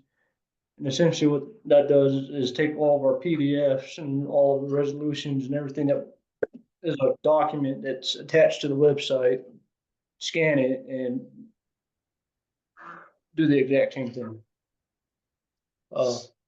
We don't need to buy it this year. We have till 2027. But we have a lot of documents to get to, and I would like to have some time to go through the documents, or we're not sitting there and doing it one at a time, or we're trying to knock it all out in one time block. It's pretty handoff on our end. We scan the document, it does it, and then we can attach it. As far as it doing everything else it needs to do for the visually impaired, it's that program does it. We don't have to manage it, and then it prints off. After the first 3 months, it'll give us a report of everything that it fixed, or everything that was messed up and needs to be fixed still. And then after that first 3 months, we can pull a report anytime we want. It just takes the first 3 months to build up. Hey, this is everything that's wrong with the website for the visually impaired. And this is the prorated price for this year, because we missed. I thought when we went with Civic Plus, they told us everything would be ADA compliant. It is ADA compliant for people with good eyes. Colorado has some of the strictest standards on ADA compliancy. And like Corey said, I think we all thought that it was ADA compliant, and it is for people with good eyes. But it is not for the visually impaired. Which was the new law that was passed in April of 2024.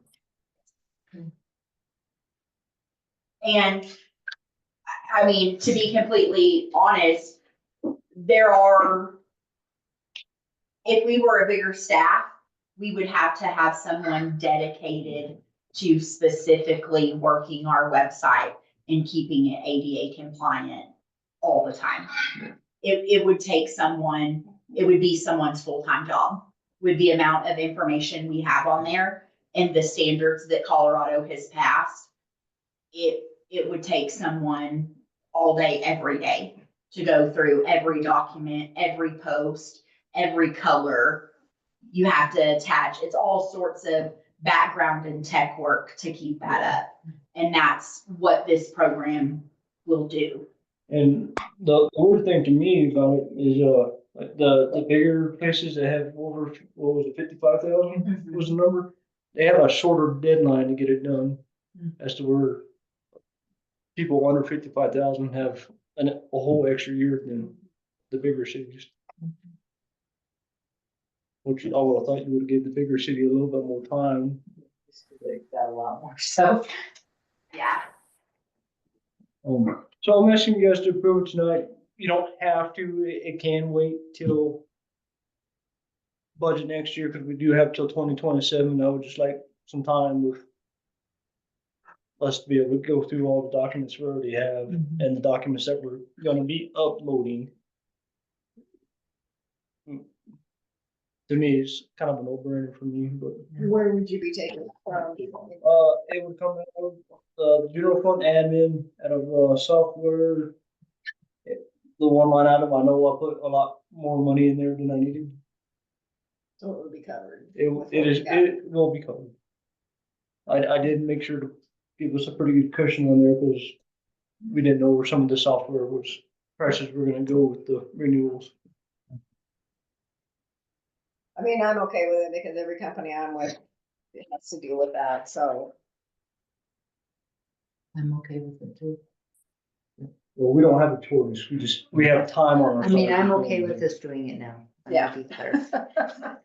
And just so you guys understand, this software doesn't just fix the visually impaired, it's audio impaired, Yeah. it handles every aspect of ADA compliant.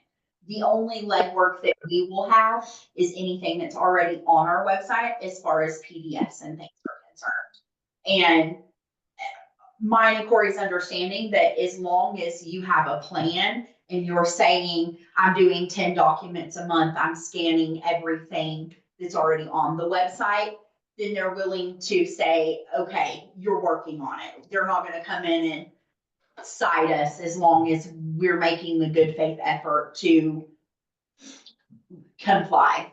So it won't fix what's already there. You have to rescan it? Any PDF, Any like any PDF of our that's- forms. Any PDF that's on the website right now, we'll have to run through this program. Yes. Right. And that's why I'm asking, we get it sooner than later, that way we can do that. Yeah, you can And do then 10 moving documents a forward, week or we'll- whatever. Yes. Yeah. When we're adding stuff, we're not creating more work for ourselves in the future. We Yeah. just scan it and be done with it, and we know that one good. And so visual, hearing, all that is covered under this? Yes, ma'am. It's not in addition to, we'd have to get the hearing and we'd have to No. get this. Audio I covers every disability that may hit the website. Okay. Audio, I will fix everything on the website that Yeah. needs to be fixed.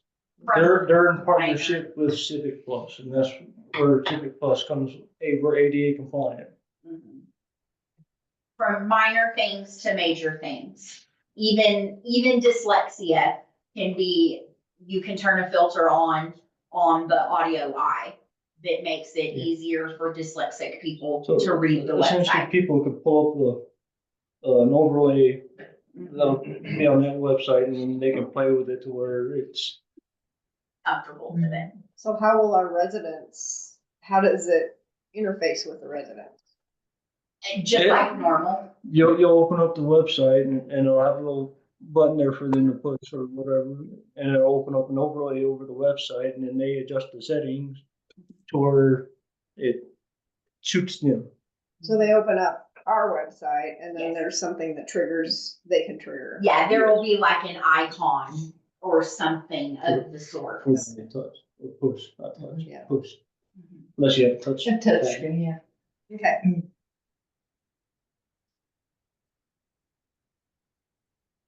Yeah, I say do it now. yeah, I'm good. That needs a motion. Michael?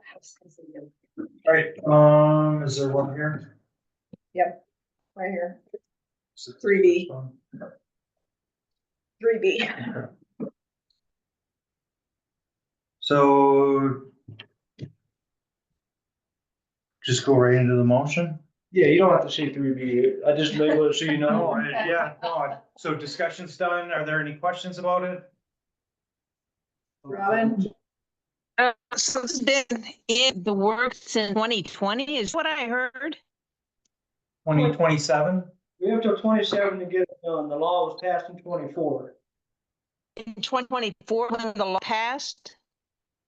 2024 is when the law passed. We have till 2027, April of 2027 to get it Completed. implemented. I get that. I know that, well, don't know, yes, because I was kind of the impression that with, cell phone and other things can get these types of fixes on their own end if they have a disability, but I'm hearing that that's not true. You're breaking up really bad, Robin. We're required by law to provide an ADA compliant website.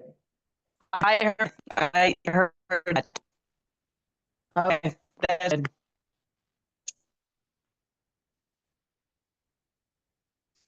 I don't know. You're good with it, cause with your thumbs up? You gave a thumbs up, you're okay? Say that again. You gave a thumbs up, are you okay with it? Yes, we've got it because it's the law and we gotta do it. Yeah, And if there's money in the budget, like you said, moving forward, it'll be a lot simpler for you guys. Do it once. Okay. So if that is no comments, no further questions, I will make a motion to approve purchase of Eagle Eye and PDF scanner to become and maintain ADA compliance online. Do I have a second? This is Stephanie. I'll second the motion to approve purchase of Eagle Eye and PDF scanner to become and maintain ADA compliance online. Okay, you have a second? All those in favor? Aye. All right. Robin? All right. Aye, got you. Thanks, Robin. No opposed? And I guess, yeah, it's approved.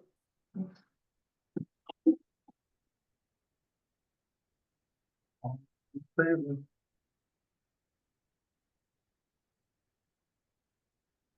All right, and now get back to the, where are we going to next? Review of the SGM proposal for engineering traffic plan at front entrance. Thank you, Corey.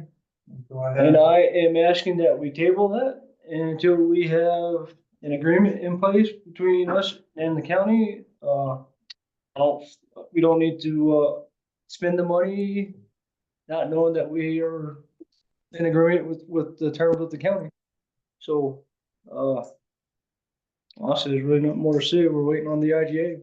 Yeah. And I reached out to Jim Davis this morning and he said we should have it by the end of this week, but he also said I should have it by the end of March, so. Possibly we'll revisit this next month Next month. or when we get an agreement. Okay, okay. we will go to review of, Yeah, he's gonna make a motion. so I make a motion to table, or any comments on that? Okay, nothing, So we have to make a motion to table?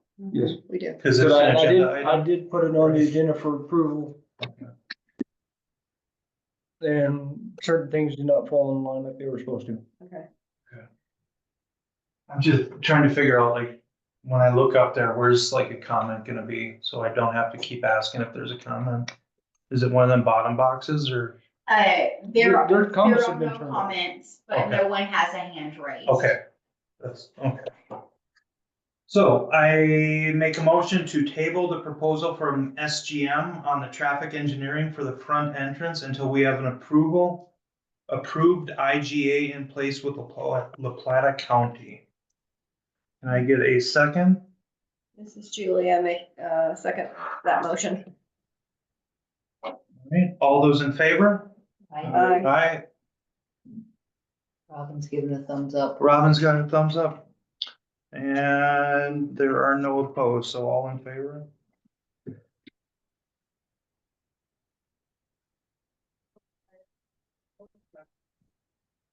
The next thing we'll go to is review of SGM proposal for engineering of water line extension. Yes, so, I got the proposal back for SGM to do the engineering for the Lakeview Circle water main extension. It's a little higher than I was expecting. I was only expecting it to be about 50,000. They're saying it's gonna be about 74,000. Just for the engineering. That's the estimate. I'm sure there's things we can cut that down a little bit, but the 74,000 is for the engineering. And that is what I'm asking to be approved tonight, is the 74,000 for the engineering. In reading through this, did you, because down at the very back, it says, we will not cover this and we will not cover that, and there's a whole lot they won't do. Did you find anything? It's pretty standard favorite water line engineering job. Cause it sounds like we would have to do another estimate for them to. Yes, we're gonna need another estimate. Right now, we're just getting the engineering done. And then once we get the engineering done and we have plans that we can go out for bid and all that, we could, that'll be a separate proposal from them. And then when it comes to the actual building of the thing, they'll give us what's called I actually think it was in there, the engineer's probable cost. That is always ridiculously high from what the project actually cost. So when we send this out the bid, we don't give that to the contractors. That's our reference. Hey, this is what our engineer says it's gonna cost. And then we're gonna get contractors coming in with numbers that are always more than that. Yeah. Cause when I clicked on these links here, the survey, subsurface and bid documents and all that, and what support they had, that's where I read that there's a whole lot they don't support. Yes. That we would have to purchase, I guess, later if we needed it. Yes. Okay. And so we had estimated 50, is that you said, or 55? I thought it would be more around 50 because of Okay. the length, but. So it was about $24,000 more than I was expecting.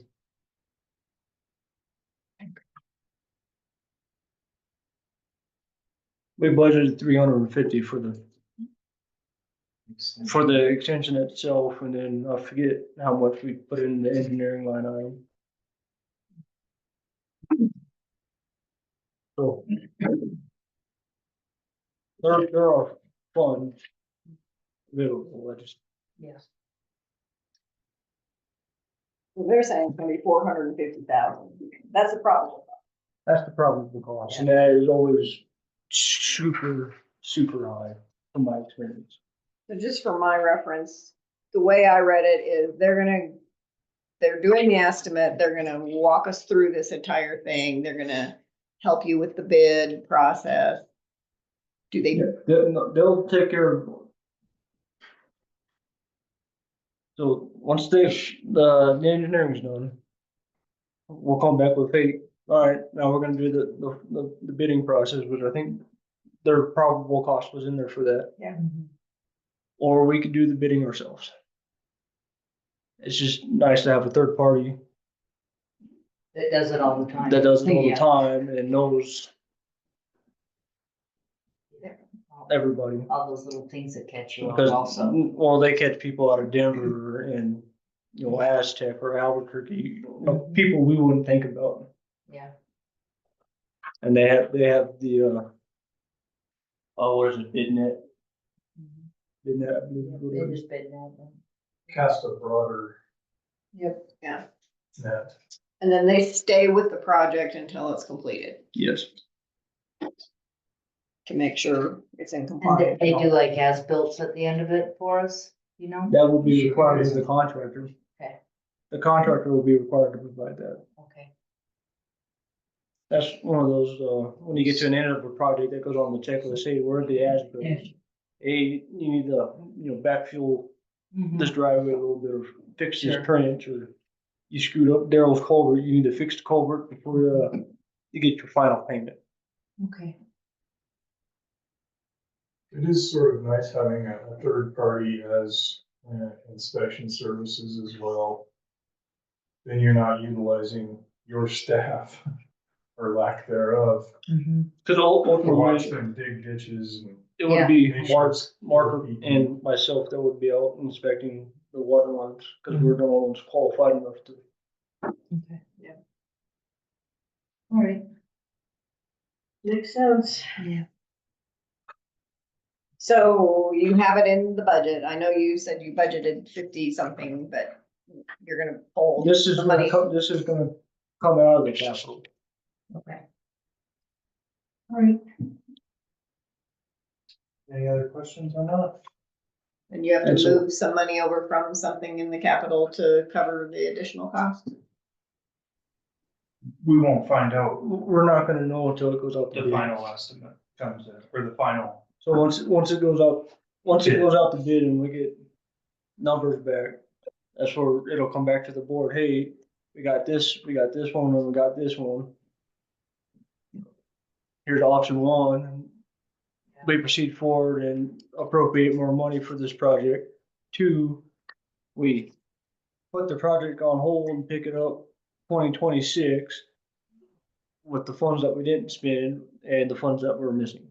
And give it a 15% contingency because we know prices are gonna go up. Okay. Yeah, so I guess what I'm asking for is the 74,000, It's coming out of same thing. it's coming out of the, the that capital project. 350 that's been set aside. Okay, all right. Any questions? No questions at the time? All right. So I will make a motion to approve the SGM proposal for the engineering of Lakeview Circle water line extension. This is Stephanie. I'll second the motion to approve the SGM proposal for the engineering of the Lakeview Circle water line extension. Thank you. All those in favor? Aye. Aye. Robin looks like her thumbs up. All those thumbs up. Thumbs up, Robin. It's a Thank good- you, Robin. Good thing there's a little light there, Robin. You're pretty dark. It doesn't get very good reception there Yeah. where she's at. Nope. So all in favor, there were no opposed. All right, and now. Back up there. So we will move forward with board manual revision resolution.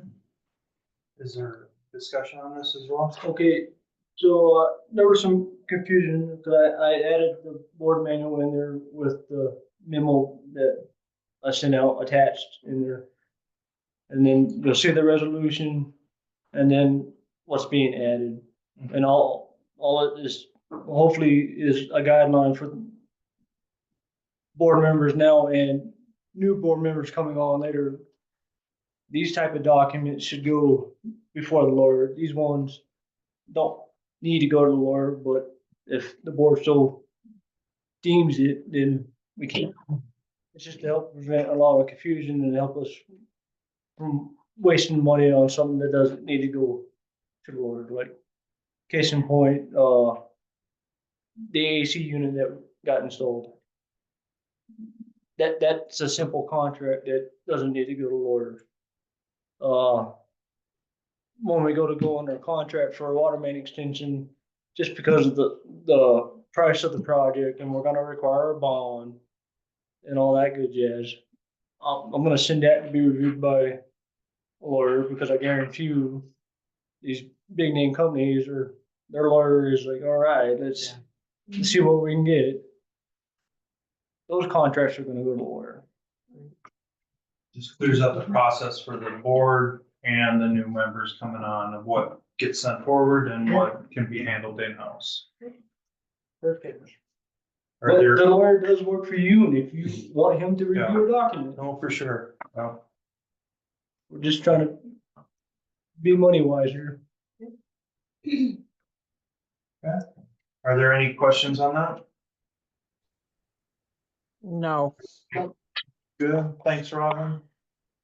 This is Julie. I'd like to make a motion to approve resolution 2025-05, amending the board of directors policy manual.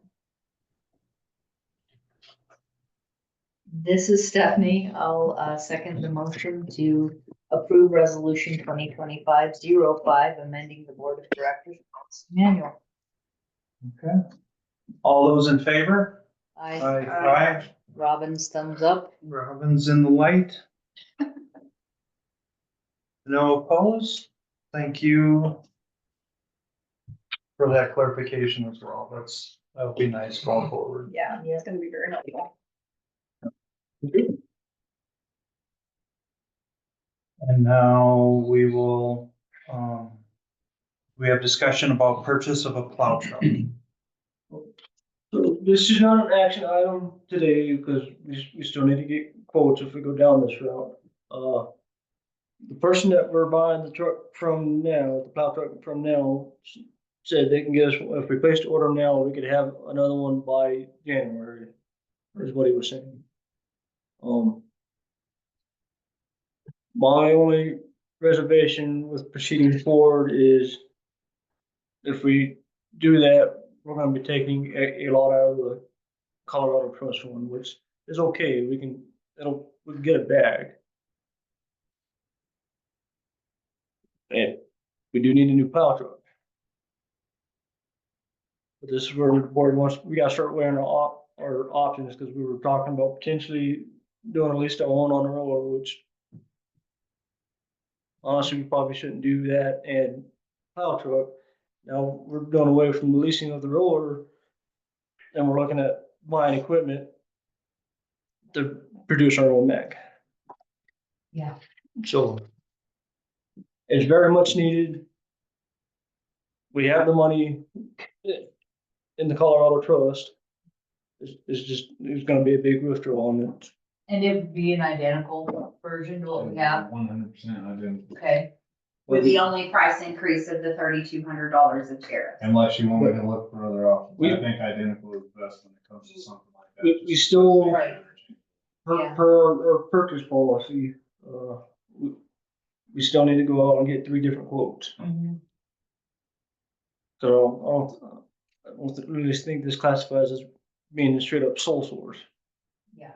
Like our dust mitigation, that's a sole source, because that's the only people we can get it from.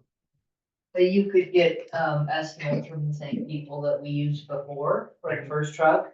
Can get estimates from the same people we used before, and we have someone else, Largo Tank, recently, told me that they can also build trucks as well, so Okay. he's supposed to be preparing me a bid. Unfortunately, both of them said they would be able to get them to me by today, but, failed, so, but yeah. So how long do we have to get with the manufacturer that's building our current truck? To make a I decision? think he said if he could know by July, he'd probably make it Okay. happen. So that gives us a little time. Could Well, you get we- a rough estimate of how much the mag creation machine is gonna cost? I think the only thing we're really gonna have to do is blend it. We'll have to get 2 different things coming in, and then, yeah, but it'll be cheaper for us to buy it in bulk for mag, and cheaper for us to buy in bulk for the beet sugar. I think we just have to blend it ourselves, so I don't think we're looking at a whole lot other than another storage tank. Or two new storage tanks, because you're gonna have to have 2 separate products and blend it into one. and contain it and all that good stuff. Okay. Well, we already have containment for one tank, we have that additionally have. So we have a couple of months to gather estimates and stuff. Like maybe if we could let the latest. I don't see why we couldn't have it on the next board meeting. They should be able to get us a quote by then. Should be able to get. That could be helpful, I think. I just wanted to, before we spend a bunch of time doing this, I just wanted to get the fillers of the board before we just go and waste Daryl's time tracking down quotes. Yeah. Well, you mentioned we would get that money back. How are we getting that money back? What do you mean? Well, you get the money back by the interest that's occurring with fuel some of that, and then we would have to take some out of the general fund. Kind of like how, when I told you, between the 3 different accounts in the Colorado Trust, we take a portion of that and put it in the operating funds, and then we take a set portion of that instead of decide for capital improvement. So we're not gonna get it, we're not gonna get it back right away, by no means, but Yeah. you know, as we get bills paid and property taxes and all that stuff. Not to mention the reduced price in repairs and payments. And yeah, in time. We can What, put more of that back into the Colorado Trust Fund. what do we have in the capital improvement fund for roads and maintenance that maybe we could do without, so we can? Well, Wouldn't be for this budget year. Yeah. I don't know if we. oh yeah, said it that. wouldn't be for this No. budget year, it'd be for 2026. Yeah, That kind of. But if we give them the okay to go this year, then we just It would it's be just right at the wrote beginning of a check for 2026. January. Currently right now, and I don't know how accurate this is, cause it seemed like everything was just being thrown into the capital asset. We have 1.5 in the capital fund in the Colorado Trust, and then we have what I've been adding into the operating funds. So I don't know how much in that is actually truly for capital. So I'm kind of hoping we'll find that out when we get our audit done this year and maybe be able to dissect it a little bit more. But as far as I'm concerned, it's sitting in the capital asset fund right now. As long as it's not labeled as restricted per the audit, Yeah. it can stay in the capital asset fund.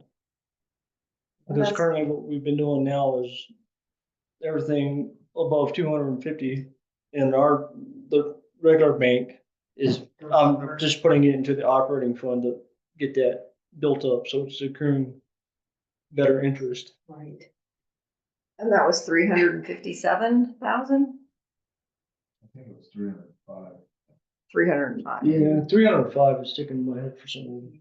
I think originally it was 357 because I think that was. they still had taxes or something on it, and we sent them the cert, hey, you know, we're no taxes. And it got knocked down significantly. Yeah, I mean. I guess I'm like, I know we wanna get some more numbers on it, but I know we have a bunch of old equipment and. It's not gonna get any better. I mean, how many Well, at least the How many plow times trucks was that broke plowed the- down this year and it hardly had to the plow? community center just The old had one. Every time we plow, Yeah. Yeah. Would we be able to sell those old ones?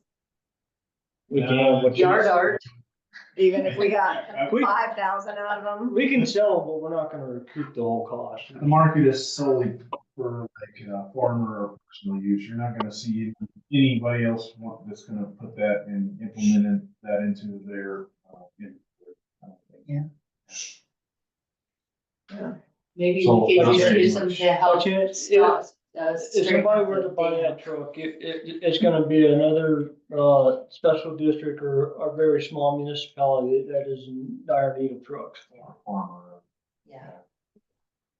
I mean, yeah, even if we can recoup anything, you know, instead of having it sitting there and having paying Well, for yeah, insurance we would and all definitely that. sell it or try to sell it. Scrap might be a better option. You may make more money off of it, but we'll see. We'll weigh both. We'll weigh both. Yeah. I guess my biggest concern is I understand that we need it. We've got really, really old equipment and most people don't know that. But my other concern is that, you know, we've got our wastewater treatment guy sitting here and he's not getting anything for his operating. And how are we gonna fix that? I mean, there's so many things that he needs and we don't have the funds. We don't have the wastewater funds. And a lot of things that he's asked for this year. We are providing, them, but we gotta get the sewer fund where it's at. Right. Yeah, and we've taken steps to get that in a better, healthy And there's place. been things. Yeah, it's gonna be like, It's the other one. Go ahead. it's gonna be like 5 years before it's, Yeah, yeah. Anyway, that's just my concern, you know, I'm thinking of you and I'm thinking of you and, you know, I know we both need it and we just run on such a lean budget. and honestly, what I think what we really ought to do is take that in the Colorado Trust Fund, separate it out from just a capital fund and create a water and wastewater capital fund and the general fund capital fund. That way there's a distinction in what's where. So you earn more interest on the whole. Yeah. We earn more interest on the whole. Well, the interest number itself is the same. We just, the bigger the number, the higher the yield. Yeah. That's what she means. You're gonna get more money on a bigger yield. Yeah, I mean, there's gotta be some way to You could track that track it and manually, say, you know, unless, internally, like this percentage of the overall is for the wastewater and this percentage is for the general. But, That's what I'm kind of hoping to get out of the audit, what it's gonna take us. yeah, and I know I've asked this before, and I know I've been told no, but there's no grants or anything for any operating or any trucks or anything that he needs. I know he's getting, you know, you've gotten some grants.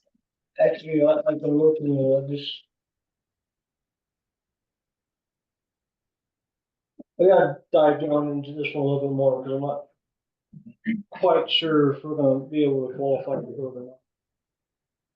But, I did find a grant that potentially would help offset costs for infrastructure. yeah. For life of me, I can't remember the name of it, but I don't think we qualify for it. No, that's, Would be interesting to look at, you know, like if there's like some energy efficient tax, well, benefits it's an for energy. using something It's an that's energy newer. grant. But when I was starting to read for it, read through it, all I could really find right off the top of it was about fuel and gas and those sorts of things. So I'm digging down a little further.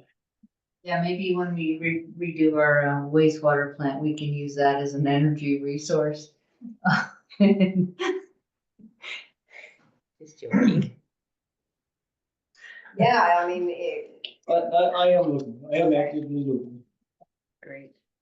Appreciate that. So my feelings on the truck, 2 years ago, we ran into the same issue with the purchase of 2 new trucks that weren't really needed before the new board came on board. I would wait, personally, I would suggest waiting until the new board comes on and bring this up at that first meeting. Yeah. That way, at least we have 4 years of buy-in and 4 years of responsibility from that board. That says, yes, we approve that. So. No, I agree with you, and I think that's why we would need to get the estimates and stuff next board meeting. Won't they be on, will they be on the board next board meeting? Yes, the election is May 6th. Yeah. They can be sworn in at that next meeting. Okay.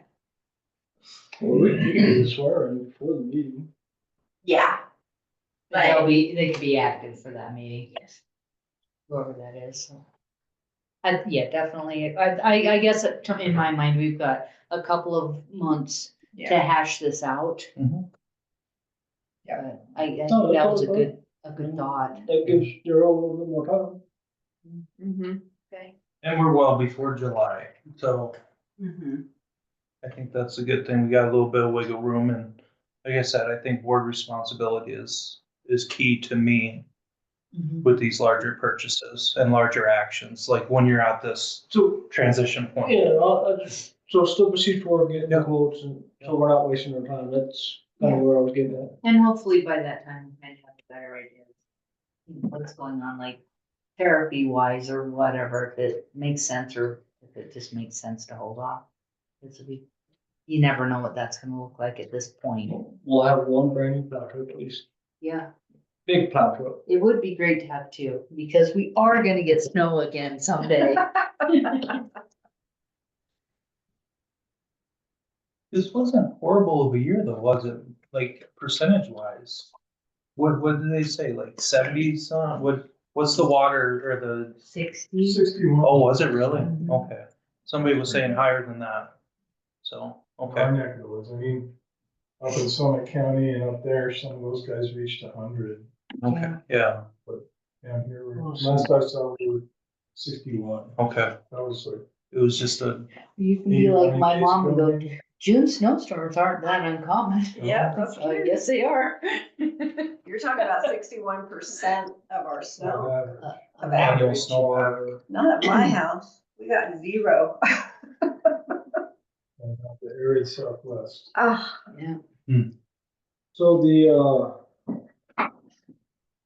snow to water equivalent percentage, we are in between 64 to 69%.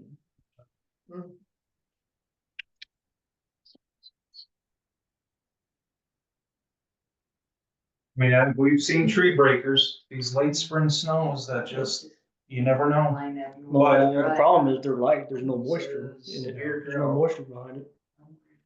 Anyway, we're kind of getting The off. drought monitor Yeah, says we're okay. in severe drought. Okay. To- So that was a discussion point. Public comments? And now we will go to board of director reports. Request for future agenda items and committee. First one is budget committee. nothing. Don't have anything. Okay. Recreation committee, still. Are we gonna have a meeting soon talking about the, I got 2 responses, I Okay. will send it back out. And, okay. Perfect. I think even though you replied, still didn't, Yeah, it can Trigger. generate a lot. so I'll resend it. Okay. Robin, do you have anything for recreation? No, I don't have anything. Thank you, Robin. Swimming? Personnel committee? Just side eye. There are- Nothing. Nothing? Okay. Well, the time, anybody have anything else? Going once? No. Twice? All right, time is 8:07 for you civilians. Yeah. For consistency's I moved sake, to adjourn. let's go for the consistency. Move to adjourn.